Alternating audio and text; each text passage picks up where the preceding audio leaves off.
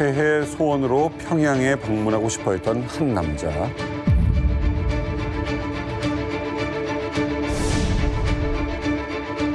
전민년 고문인 문익환 목사가 일행과 함께 어제 북경을 경유해서 평양에 도착했다는 소식은 오늘 새벽 각 언론을 통해서 보도된 머릿 기사였고 톱뉴스였습니다.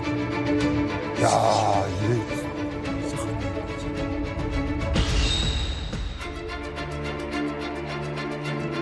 와, 이건 정말 난리가 났네요. 1989년 3월 25일.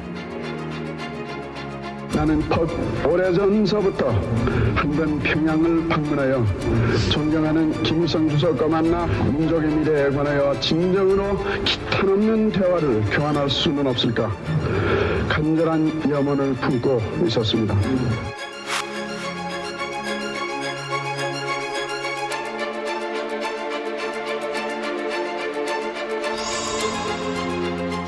어머머, 저 좀 뒤에 팍 끌어줘.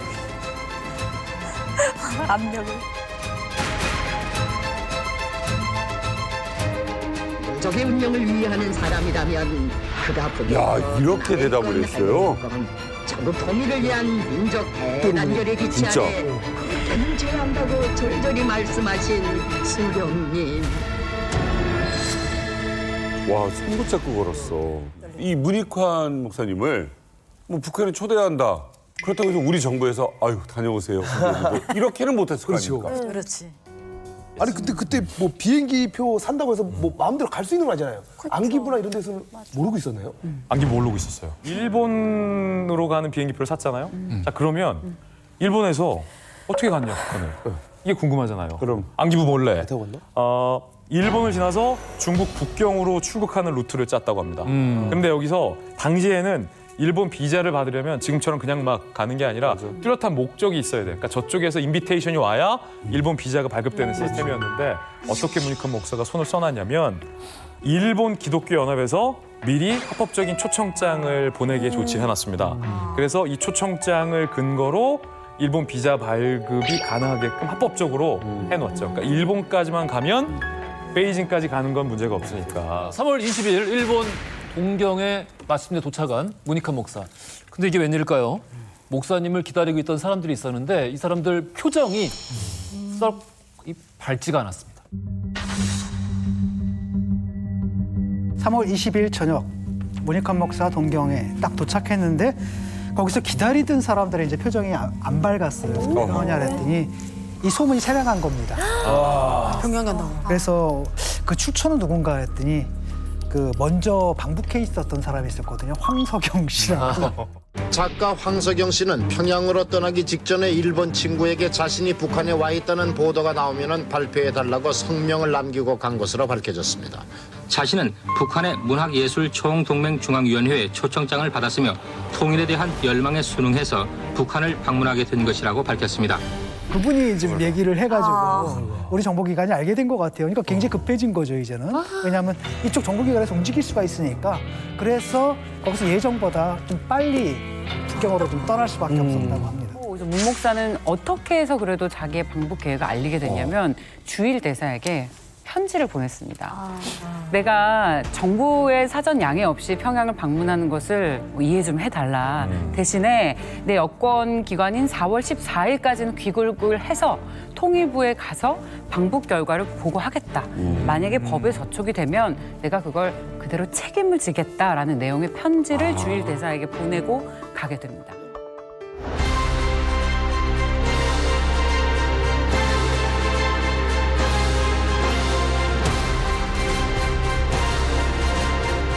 문익환 목사와 일행이 오늘 오후 비행기로 평양에 도착했습니다. 민족의 태양의 분에 안겼습니까? 이게 웬일이야. 북한 사람들한테 다 본 거다. 진짜 유명하다.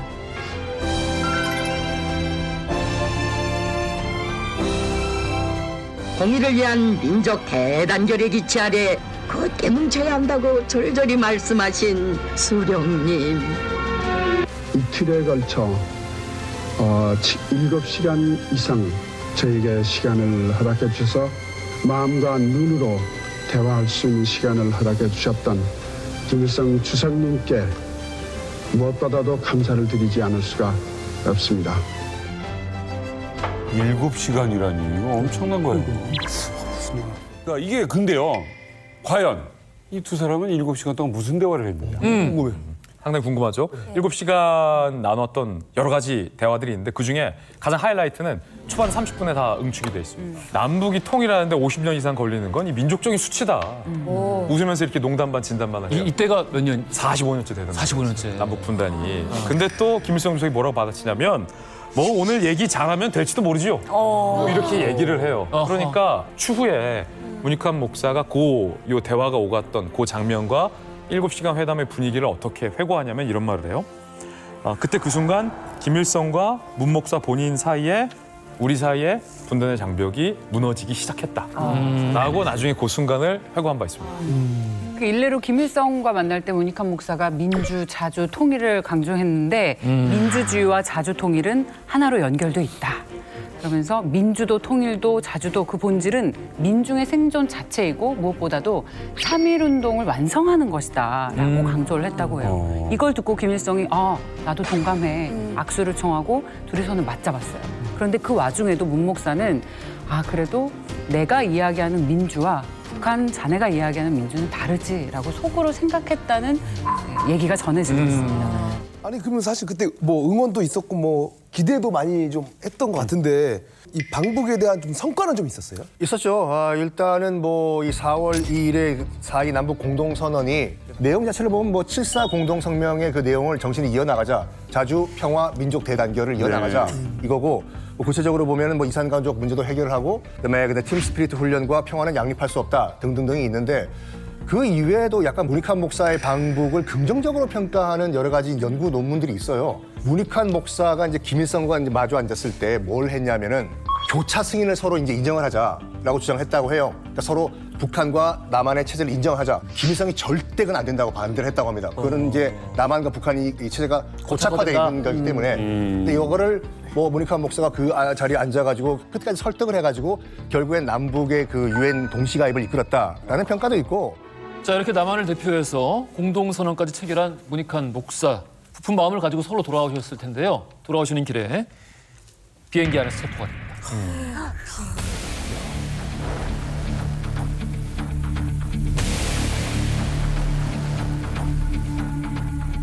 반성은 하지만 후회는 안 하고 반성은 하지만 후회는 안 하고 반성은 하지만 후회는 하지 않는다. 명언이네.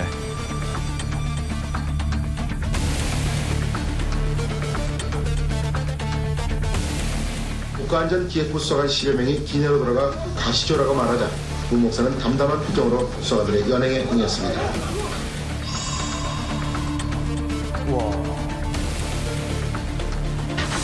바로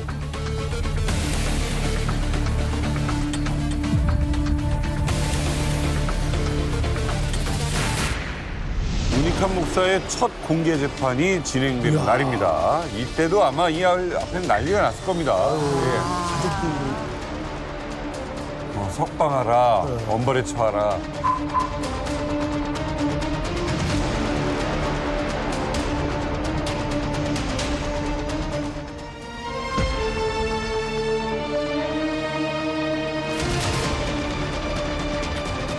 와, 아니 정말 처음부터 진짜 계속 당당한 표정이시고 네네. 법정 안에서는 좀 웃으시면서 이렇게 좀 당당하게 가셨는데 아니 이 비행기에 이 기자들까지 이게 들이닥쳤는데 그 사건 자체가 우리나라에서만 크게 데스크됐던 게 아니라 일본에서도 엄청 크게 보도가 됐었거든요. 그러니까 우리나라 못지않게 일본에서도 굉장히 논란이었고 화제의 사건이었다. 그렇지. 그래서 일본 외신 기자들도 일부러 사실은 비행기에 다 부른 거죠. 외신 기자들까지 있는데 비행기에서 나를 설마 체포할까라는 것도 있었고 아까 문익환 목사님 비행기에서 반성은 하지만 후회는 안 한다라는 얘기를 하잖아요. 그러니까 대한민국의 일원으로서 현행법을 지키지 못한 것에 대한 반성은 있지만 내가 한 행동에 대해서 역사적으로 후회는 하지 않는다라는 말을 우리나라 기자뿐만 아니라 외신 기자들에게도 하고 싶었던 측면도 있었던 것 같아요. 당시에 법정 공방이 아주 치열했습니다. 공판이 8차례나 열렸는데 첫 공판 때는 법정 앞에서 대학생들 이제 시위하다가 잡혀가기도 하고 공판 중 한 번은 또 이제 지지하는 방청객이 또 소란을 일으켜서 중단되기도 하고 8번째 마지막 공판에서는 아침부터 밤까지 변호인들이랑 또 정부 측이랑 싸웠어요. 휴정을 5번이나 한 걸로 기록에 남아 있습니다. 결국 재판부가 구형할 때는 문 목사의 변호인단들이 다 이 재판부 기피 신청을 한 상태였는데 결국 이제 재판은 강행이 됐죠. 네. 그리고 재판을 받을 때 법관이 계속 문익환 목사를 추궁했어요. 너 김일성 주석을 존경한다고 하지 않았냐. 북한 고무 찬양한 거 맞다. 국가보안법 위반이다. 라면서 계속해서 쏘아붙였습니다. 문익환 목사 저희 화면에서 계속 봤잖아요. 전혀 주눅 들지 않습니다. 의기양양하게 맞다. 나 북한 고무 찬양한 거 맞다. 라면서 유명한 말을 남깁니다. 뭐라고요? 이 통일의 과정을 남녀가 만나서 결혼하고 연애하는 거에 비유를 하는 거예요. 남북이 통일하려면 서로 고무하고 찬양해야 된다. 남녀도 만나서 연애해서 결혼을 하려면 서로 계속 칭찬해야지 욕하면 되겠냐. 고무 찬양하는 것은 통일의 지름길이다. 라는 말을 해서 그 얘기를 계속 지금까지도 화제가 되고 있습니다. 문 목사님 본인도 재판 과정에서 그런 질문 들으면서 되게 한심했을 것 같아요. 아니 상식적으로 생각을 해보세요. 이런 비유가 굳이 없더라도 어찌됐든 대화를 하고자 간 건데 그럼 가서 뭐 눈이라도 찌르고 욕을 해야 되는 거야? 얼굴에 침을 뱉어야 되는 거야? 그건 또 아니지. 아니, 그건 아니지. 사실은 존경하는 김일성 주석이라는 표현이 있지 않습니까? 네. 그건 외교적 수사거든요. 그럼요. 존경 안 한다고 합니까?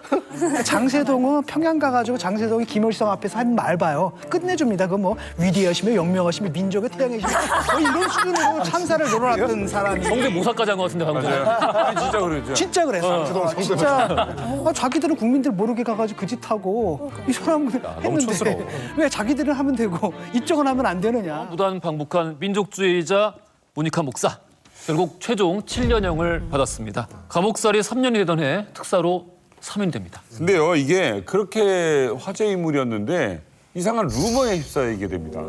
바로 문익환은 안기부의 뿌락치다. 에? 뭐 이런 뿌락치다. 에? 뭐 이런 소문이 막 생기기 시작했죠.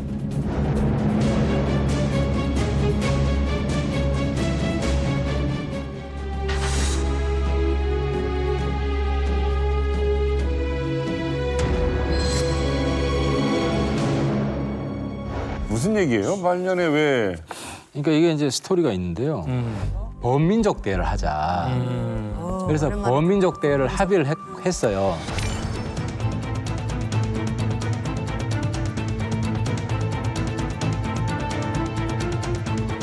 그러면서 범민족 대회를 이제 매년 하기 위해서 좀 상설 기구를 만들자 해가지고 그래서 이제 대표가 3명인데 북한에 한 사람, 한국에 한 사람, 해외 한 사람. 3인이 이제 의사결정을 하게 돼. 조국 통일 범민족 연합을 만들어요. 이게 확인이 된 거야. 이게 그 범민연에 대한 이해가 좀 다른 게 그게 이제 낭만적인 민족주의자들하고 북한의 생각이 다른 거예요. 그러니까 북한의 입장에서는 범민연이라는 게 통일전선 조직이거든요. 쉽게 말하면 자기들이 주도권을 잡고 우리 자기를 위해서 활동해 주는 거고. 근데 이제 순수한 동기를 가진 사람들은 남과 북이 같이 연합해야 되니까 대등하게 결정해야 되지 않느냐. 근데 애초에 그 싹이 안 먹히는 거죠. 그래서 문익환 목사님은 이제 범민연이라는 게 그렇게 변질된 걸 보고 이제 벗어나려고 한 거고. 그러니까 저쪽에서 뭐라고 하냐면 이제 늘 하던 버릇이 그거예요. 미제의 간첩. CIA의 간첩이고 안기부의 프락치며 뒤집어 씌우는 거. 시의식 진짜 쩔어지. 그러니까 문익환 목사님 같은 분까지도 그런 식으로 당한 거죠. 근데 문익환 목사님 충격받은 거는 뭐 주변 학생이나 운동권들이 프락치라고 몰아서 그런 게 아니라 수령이 그런 지침을 주지 않았으면 나를 프락치로 안 몰았을 것이다. 그래서 김일성이 나를 프락치로 본다. 대화 파트너가 나를 이제 못 믿는 상태가 된 거다. 라고 판단을 해서 엄청 화가 난 거예요. 내가 그 감옥 뭐 7년 이것도 감수하고 갔다 왔는데 그 욕을 들으면서. 그래서 이제 돌아가시기 하루 전날 다시 편지를 써요. 내 진심은 이런 거니까. 그러니까 김일성이 보라고 쓴 거지. 오해하지 마라. 나는 더 큰 통일을 하고 싶은 거다. 이런 건데 이제 그 다음 날 돌아가셨어요.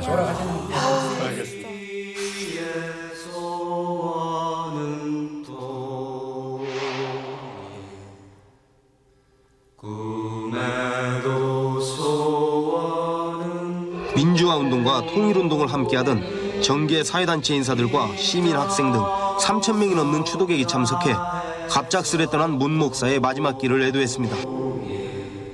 문익환 목사님은 그러니까 말년에 세상에 식사하시다가 내가 이래도 프로치아를 외칠 정도였으면 너무 분하신 거죠. 분하실 것 같아요. 네, 너무 분하신 거죠. 77년간의 이 역사에서 어떤 이념으로 북한을 갔던 그 모든 것이 오늘날에 와서는 다 무의미한 건 아니었어요. 그리고 자유민주주의 기치 밑에 통일을 둬야 된다는 그 로종을 깨쳐가는 과정이었다고 나는 오늘 보게 되네요. 이렇게. 네네. 저는 그런 생각이 들어요. 통일이라는 것에 대해서 가지고 있는 이 정말 순수한 열망과 당연히 이루어질 것이라는 이 굉장히 낙관적인 전망은 우리 이제 없어. 이게 로스트 테크놀로지야. 정말 말 그대로 우리 세대에도 없고 그 누구도 이제 가지고 있지 않아. 그래서 아마 앞으로도 점점 더 계속해서 문익환 목사님이 다시 끄집어내져서 언급될 때마다 점점 평가가 박해질 것 같아요. 박해진다? 네, 왜냐면 그들이 보기에는 너무 얼토당토하는 얘기니까. 가서 왜 뭐하러 갔어? 이런 얘기 나오겠지. 근데 저는 이 세대가 가지고 있었던 통일에 대한 열망, 그거를 문익환 목사님이 대변하시고 좀 더 구체화하시고 비전을 보여주신 거에 대해서 저는 그 자체로 좀 평가를 좀 해야 되는 게 아닌가라는 생각이 들어요.